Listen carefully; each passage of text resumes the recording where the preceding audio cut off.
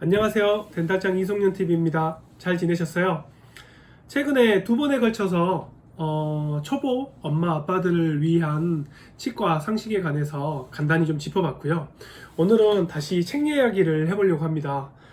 제가 좋아하는 철학과 관련된 책인데요. 최근에 이 책이 좀 괜찮았던 책이었던 것 같아서 한번 여러분들에게 소개시켜 주려고 합니다. 철학은 어떻게 삶의 무기가 되는가?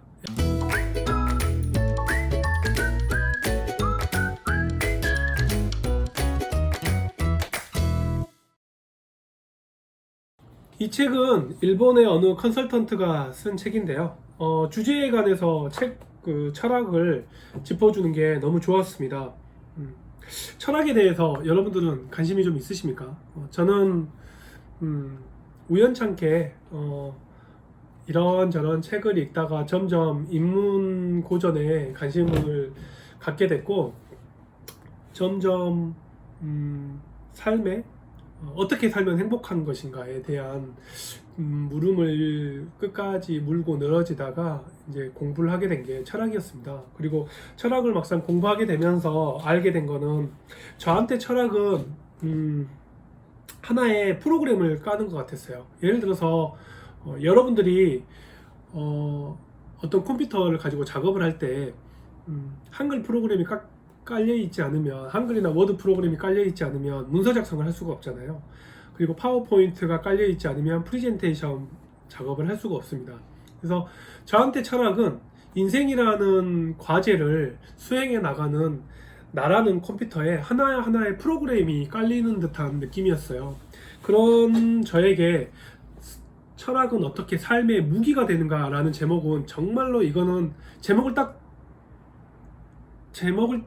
접하는 순간, 이 사람은 조금 제목을 정말 잘 지었다는 생각이 일단 첫 번째 들었고, 이 책은 분명히 제대로 된 책인 것 같다라는 느낌이 들었어요. 왜냐면 그 철학이란 게 삶을 바라보는 하나의 렌즈를 제공해 주는 거거든요. 근데 여기서 이제 무기라는 표현을 썼는데, 이 제목만 가지고도 지은이의 내공이 좀 느껴졌던 것 같아요. 그래서 이 책이 상당히 우리가 삶에 적용되기 쉽게 설명이 되어 있고요. 보통 우리가 철학 서적하면 철학은 철학서를 먼저 읽게 됩니다. 시대상별로. 근데 물론 그것도 되게 좋은, 나쁜 방법은 아닙니다. 그렇게 봄으로써 철학에 대해서 역사적, 우리 인류가 문자가 발명된 이후로 지금까지 사유의 흐름을 알 수가 있는데, 이제 그렇게 보면 좀 너무 좀 딱딱한 면이 없지 않아 있어요. 그래서 다양한 방식으로 철학을 논하기도 합니다. 어떤 책은 삶의 큰 이슈에 관해서 50가지 질문이라든지 100가지 질문과 관련해서 대립된 두 철학자의 의견을 서로 제시하면서 사유를 할 수 있게 생각을 하게 해주는 책이 있는가 하면, 이 책처럼 여러 가지 주제를 서너 가지 주제로 나누어서 그 주제에 따라서 철학적 고찰이, 어떤 고찰이 있었는지 설명해 주는 책이 있습니다. 그러면 책으로 한번 들어가 보도록 하겠습니다. 이 책을 보면 이 책이 크게 4가지 담론이 나와 있는데요. 첫 번째는 사람에 관한 컨셉으로, 왜 이 사람은 이렇게 행동할까 라는 주제로 사람에 대한 철학적 사유들이 나오고요. 두 번째는 조직에 관한 컨셉, 왜 이 조직은 바뀌지 않을까 라는 컨셉이고, 세 번째 사회의 가장 핵심 컨셉, 지금 무슨 일이 일어나고 있는가. 또 네 번째 사고에 관한 핵심 컨셉, 어떻게 사고의 함정에 빠지지 않을 수 있는가 라는 컨셉으로 50가지 사유가 나와 있는데요. 오늘 저는요 일단은 사람에 관한 내용을 짚어보려고 해요. 사람과 조직과 관련된 부분만 상당히 2번에 걸쳐서 얘기를 하려고 하는데, 이 부분만 해도 상당히 여러분들이 사회생활을 하거나 사람과 만남에 있어서 상당히 도움이 될 만한 생각들을 맛볼 수 있을 거라고 생각을 해요. 자, 그러면 먼저 첫 번째, 사람에 관한 핵심 컨셉, 왜 이 사람은 이렇게 행동할까 라는 컨셉으로 나온 사유에 관해서 얘기를 해볼까 합니다. 첫 번째가요, 타인의 시기심을 관찰하면 비즈니스 기회가 보인다 라고 르상티망이라는 말이 나오는데요. 르상티망은 철학사에 이렇게 나온답니다. 약한 입장에 있는 사람이 강자에게 품는 질투, 원한, 증오, 열등감 등이 뒤섞인 감정, 한마디로 시기심이라고 할 수 있는데요. 대표적으로 이제 예로 여우의 심포도 이야기를 지금 내용에 예를 들어서 설명을 해주고 있어요. 여우는 손이 닿지 않는 포도에 분한 마음을 저 포도는 엄청 시다 라고 생각을 바꿈으로써 해소한다. 니체는 바로 이 점을 문제 삼아 우리가 갖고 있던 본래의 인식 능력과 판단 능력이 르상티망에 의해 왜곡될 가능성이 있다고 지적했다. 그래서 계속 얘기를 하면서 설명을 나올 건데요. 일단 쭉 먼저 내용을 나가 보면 르상티망의 원인이 된 가치 기준에 예속과 복종을 하는 방법이 있고, 르상티망의 원인이 된 가치 판단을 바꾸는 두 가지 방법으로 해결한다고 합니다. 여기 얘가 나와 있는데 명품 가방에 관해서 얘기가 나와 있어요. 명품 가방에. 그래서 누군가는 명품 가방은 자신이 정말로 원하는 물건이 아니고 자신의 라이프 스타일과 가치관에 맞지 않는다고 생각을 하겠지만, 실제로는 같은 수준의 명품 가방을 구입함으로써 자신이 품고 있던 르상티망을 해소하는 사람이 적지 않다. 열등감 이런 거죠. 여기 보시면 현대인은 유독 평등에 민감한 감각을 가지고 있어서 약간의 차이에도 르상티망을 품게 될 가능성이 있다. 르상티망은 사회적으로 공유된 가치 판단에 자신의 가치 판단을 예속, 종속시킴으로써 이루어진다. 자신이 무언가를 원할 때 그 욕구가 진짜 자신의 순수한 마음에서 비롯된 것인지 타인이 불러일으킨 르상티망에 의해 가동된 것인지 판별해야 된다. 그러니까 우리가 어떤 명품 가방을 볼 때 그 가방을 너무 갖고 싶고 그럼으로써 르상티망이 생길 때 실제로 그 가치 판단에 예속, 종속시킨다는 말은 그 가방을 사게 된다는 거죠. 그리고 르상티망을 갖고 있는 사람은 대부분 용기와 행동으로서 사태를 호전시키려 들지 않기 때문에 르상티망을 발생시키는 근원이 된 가치 기준을 뒤바꾸거나 정가치 반대의 가치 판단에 주장을 해서 르상티망을 해소하려고 한다. 그러니까 무슨 말인가 하니, 예를 들어서 볼까요? 고급 프렌치 레스토랑에 갈 필요 없어. 파스타 체인점으로 충분해. 네. 그저 순수하게 별뜻 없이 한 말이라고 하지만 실은 그렇지 않죠. 이 주장에는 고급 프렌치 레스토랑은 격이 높고 파스타 체인점은 격이 낮다는 가치관을 일부도 뒤집어 보이려고 하는 의도가 있죠.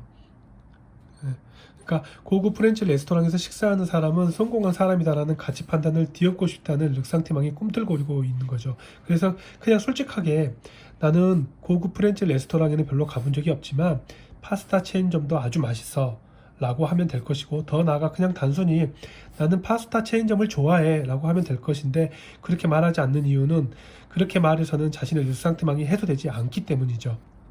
그래서 아까 그 명품 가방 얘기로 들어와서 어떤 명품 가방이 딱 떠올렸을 때 그냥 솔직하게 나 저거 갖고 싶어, 그렇지만은 저걸 가질 수 있는 경제력은 없어, 그러니 나는 그냥 더 열심히 노력할 거야. 더 열심히 돈을 많이 벌어서 나는 꼭 사고 말 거야. 그렇게 생각을 하는 게 사실은 올바른데, 저거 별로 안 좋을 거야 라고 얘기를 한다거나, 거기에 원래 관심도 없었는데 거기에 굴복이 돼서 그 명품 가방을 사는 그런 어리석은 행동은 안 하는 게 좋겠죠. 두 번째로 재밌었던 게 저한테는 성과급으로 혁신을 유도할 수 있을까라는 내용입니다. 오늘날 혁신은 많은 기업들의 중요한 과제다. 개인의 창조성과 혁신의 관계는, 창조성이 혁신의 가장 중요한 필요 조건 중 하나라는 사실은 논할 여지가 없다. 그렇다면 외부의 자극으로 개인의 창조성을 높일 수 있을까? 지금 여기 이제 사진을 보면 이게 독일의 심리학자가 했던 실험인데, 탁자 위에 초가 있고 앞정 상자가 있고 성냥이 있는데 여기 테이블 위에 천둥이 떨어지지 않게 초를 벽에 붙이는 방법을 생각해 보라고 했을 때 대부분의 성인들은 7, 8분 만에 이렇게 한다고 합니다. 근데 이 퉁커의 실험을 하고 나서 나중에 추가적으로 이제 있었던 실험이 피험자들한테 이 문제를 내면서 답을 빨리 찾아낸 사람에게 그에 상응하는 대가를 지급하겠다고 약속을 했더니 오히려 창조적으로 문제를 해결한 능력이 향상되긴커녕 저하됐다고 합니다. 그래서 예고된 대가가 인간의 창조적인 문제 해결 능력을 현저히 훼손시킨다고 합니다. 그래서 대가를 약속받으면 높은 성과물을 내려고 최대한 노력을 하는 것이 아니라 가장 작은 노력으로 가장 많은 대가를 얻기 위해 무엇이든 하게 된다는 거죠. 그래서 통상 비즈니스 세계에서 상식적으로 이루어지고 있는 성과급은 별로 큰 의미가 없고 오히려 조직의 창조성을 저해시킨다는 사실을 시사합니다. 사실 저도 치과를 운영하면서 직원들하고 이런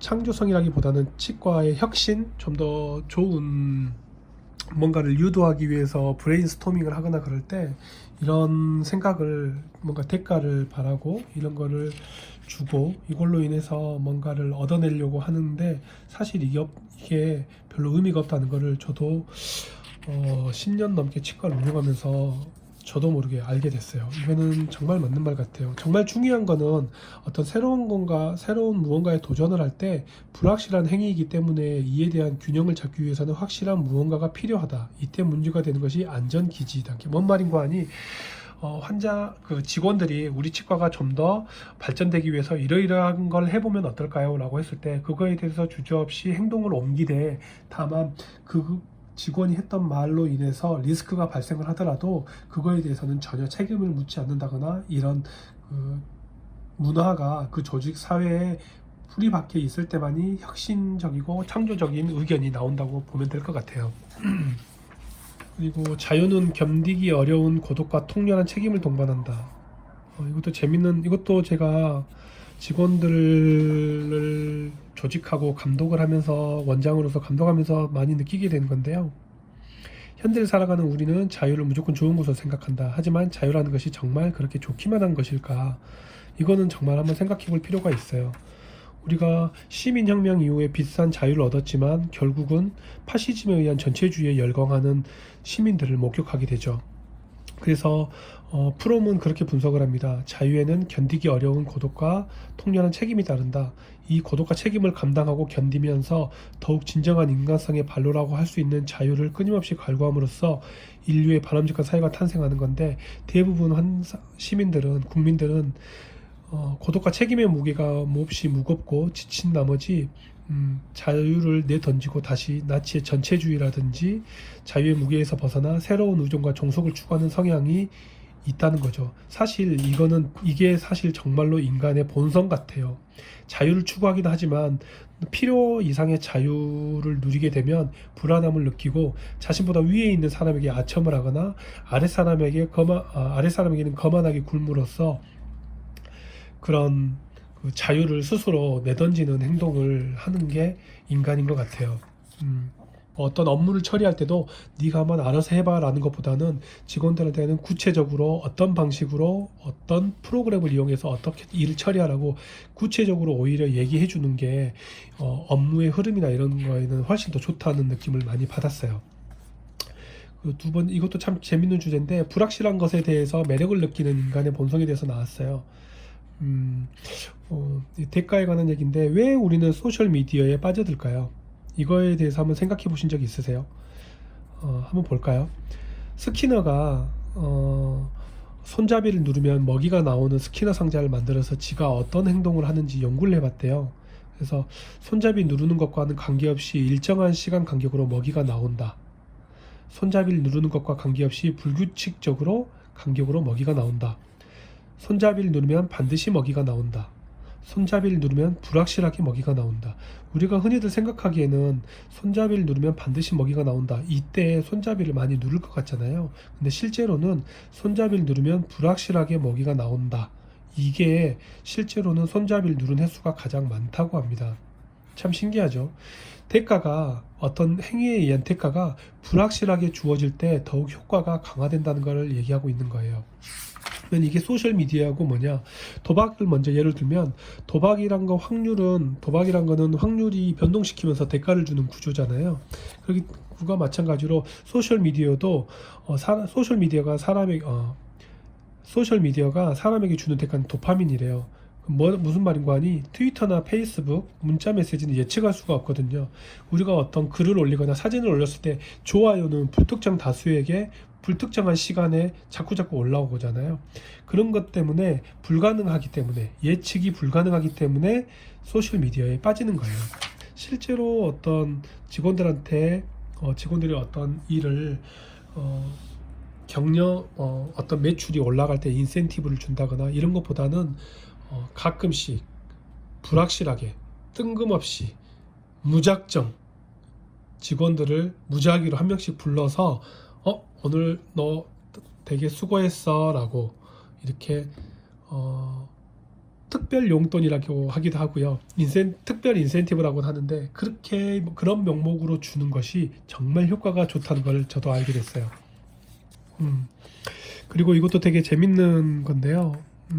뭐냐면 행동을 정당화하기 위해 기꺼이 생각을 바꾸는 사람들, 인지부조화라는 부제목이 나와 있는데, 이게 뭐냐면 1950년 6.25 전쟁 당시에 북한 공산당이 미군 포로들한테 세뇌하는 방법이 나와 있어요. 한번 재밌으니까 한번 읽어볼게요. 누군가의 사상과 신조 또는 이데올로기를 바꾸고자 할 때 우리는 일반적으로 반론을 강하게 호소하여 설득하거나 고문을 가하지 않고서는 어렵다고 생각한다. 그쵸? 하지만 중국이 실제로 행한 방법은 전혀 달랐다. 그들은 포로가 된 미군에게 공산주의에도 좋은 점은 있어 라는 간단한 메모를 적게 하고 그 포상으로 담배나 과자 같은 아주 사소한 것을 주었다. 단지 이것만으로도 미군의 포로는 착착 공산주의로 돌아섰다. 재밌죠?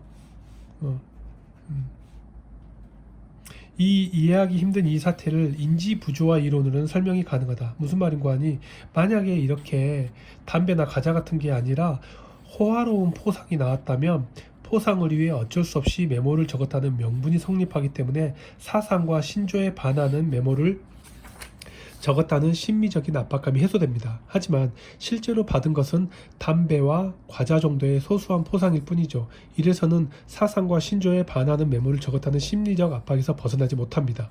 이 죄책감의 원인은 공산주의는 적이라는 신조와 공산주의를 옹호하는 메모를 적었다는 행위 사이에 발생하는 부조화이므로 이 부조화를 해소하려면 어느 한쪽을 변경해야 하는데, 이미 공산주의를 옹호하는 메모를 적었기 때문에 결국 변경할 수 있는 것은 공산주의인 적이라는 신조 쪽이죠. 그럼으로써 미군들이 공산주의도 괜찮다라는 마음을 갖게 된다는 거죠. 그래서 보통 우리는 신념이 행동을 결정한다고 생각하지만 실제로는 인과관계는 그 반대라는 사실, 인지부조화 이론을 말합니다. 그래서 인간은 합리적인 생물이 아니라 나중에 합리화를 도모하는 생물이라는 것을 알려주고 있죠. 그래서 저는 이거에 대해서 가장 대표적인 게, 우리가 군대 가신 분들은 기억나실지 모르겠지만 아침에 복무신조 제창인가 뭐 그런 게 있거든요. 아침에 일어나서 체조를 할 땐가 체조하고 나서 우리는 대한민국의 자랑스러운 국군이다 뭐 이렇게 자꾸 이렇게 스스로 낭독하는 거 있잖아요. 그런 낭독하는 것도 어떻게 보면 인지부조화를 요구하는 거거든요. 계속. 저 같은 경우는 치과에서 이거를 어떻게 활용하냐면, 아침마다 저희 치과에서 구호를 외쳐요.